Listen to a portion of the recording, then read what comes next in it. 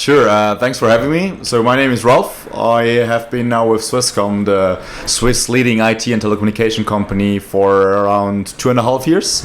And I stepped into Swisscom actually because of this program called Kickbox. This is our entrepreneurship program, really focused on having business impact. So bottom-up innovation leading to impact, business impact, but also transform employees on the way to actually business impact. Yeah. Sure. So I share a little bit how this Kickbox program came to alive and what it is basically. And what we think is really important in a corporate innovation program is that you actually make it very gamified and tangible. So that's why we do it with this box system, so that you have actually a physical box the innovators can touch, can feel, can open, can rip open. So that's really what makes it more interesting and entertaining. And at the same time, we add an online platform to it to make these innovation projects happening super decentralized, visible within the corporation, so that you actually find the right experts, or even best case other intrinsically motivated people for your project, really boosting the project. So I think these two plays really well together. And since a while we opened the program up for the corporates, adding a new element, which is a peer exchange. So we're not alone on this journey, obviously not. We actually exchange in very regular distances. We exchange with our peers, running Kickbox at insurance companies, running it at construction companies in different sizes, different industries. And I think these three things together, like this physical gamified boxes, the platform, and this peer exchange, is really powerful to kick it off. Yeah, I strongly believe that Kickbox always needs to be adapted to culture, and we need to figure out quite quickly what works and what doesn't in the company. However, in early ideation, so in the first step, when it's purely about validation of ideas, I think, and it's a bit provocant, but I would say one size does fit all. So you can actually, if it's gamified, if you give everyone the chance, and that's what I'm fighting most about with other innovation managers as well, because what happens in many corporates is that they make a shout out for ideas, they collect ideas, and then they do a board of managers judging the ideas and saying in which should we invest and in which not.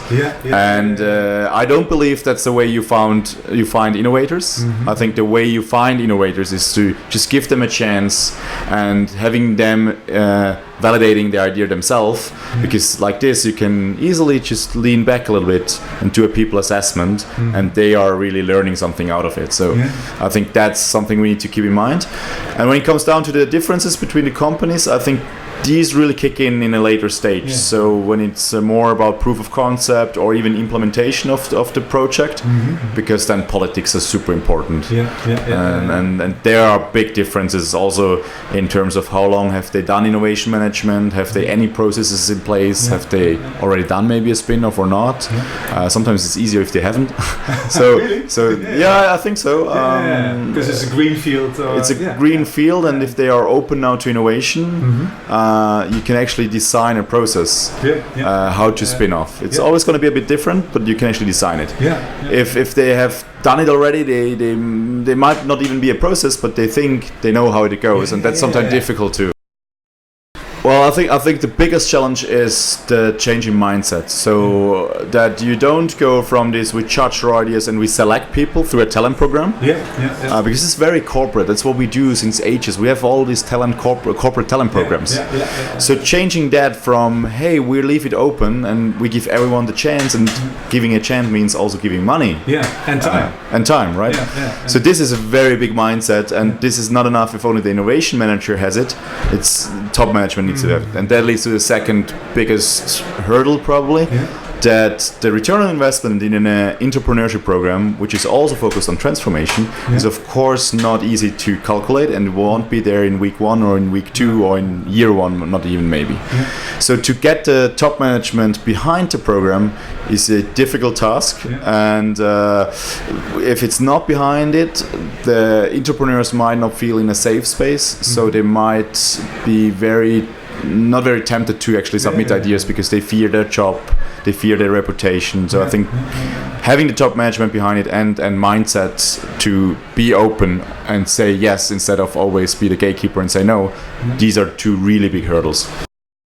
So I wouldn't have said that half a year ago, but what I would promise to every company now starting collaborating with us is that you will have a very strong transformational impact after half a year already. You will have done something or starting doing with your culture, meaning failure culture, or you will have people actually walking transformed out of this process because they have learned lean startup methods in a very gamified way. They might not even know the word lean startup, but they actually did it. And so the transformational aspect, the educational aspect is really big in my opinion. If you have the stamina, and also top management or the finance guy needs to have the stamina. If you have the stamina and you do the program for, I would say, 1 year or maybe even 1.5, 2 years, then also the innovation, the business impact will kick in eventually. But it needs time.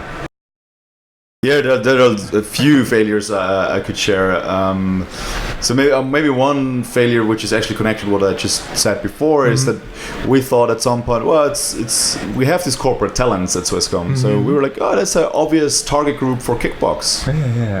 They gather every now and then, so we go in, we say, hey, you have the chance to submit ideas. Here's the Kickbox, do it, and it failed horribly. I can only assume why. Probably the people attracted to a corporate talent program are probably not the people who want to have a distraction with something which is not on their job description or career path. So that failed horrible. That's why we open it up again and never gonna close it down to a target group. I think that failed horrible. Yeah, one thing which we are really convinced about is that we see in many corporates that we are very good at creating slides and doing meetings. Like, I don't want to know what these meetings cost sometimes. And sadly enough, sometimes also the innovation manager is more on the, I create a process, I create a concept, I do another slide deck, rather than do. And I think if we talk about innovation management, it can only be successful if we start doing. And so whatever you do, push the boundaries, be different, and push the doing, and not the overthinking, because that's how you learn. Our vision is quite big. So at the moment we really think we have a program and a product in place which is very good for bottom-up entrepreneurship programs, and we want to share that with other corporates. We are onboarding them now on also on the software, and this software and this community which is now getting there is the base for way more collaboration between companies. And I'm not a big fan of open innovation, of this word open innovation, because what's open innovation, if you look at it, it's not just one consultant consulting a business. It's actually should be open, right? So that's what we are heading off. We are really trying to establish an ecosystem where different corporates and universities and maybe also NGOs, etc., are on this platform, and you can share projects with each other, and you can actually collaborate with each other project-based, because I think that's a form of open innovation, project-based, which might be very valuable, and hope we get there at some point and broaden it a little bit up from this very narrow entrepreneurship focus, which is great at the moment, but of course we want to create something bigger, and I think this is very valuable eventually also for Switzerland, if we can do it very focused here as well. Yeah, absolutely. Well, thank you very much for all your insights, and thank you for your time. Thank you very much, Martin. Thank you.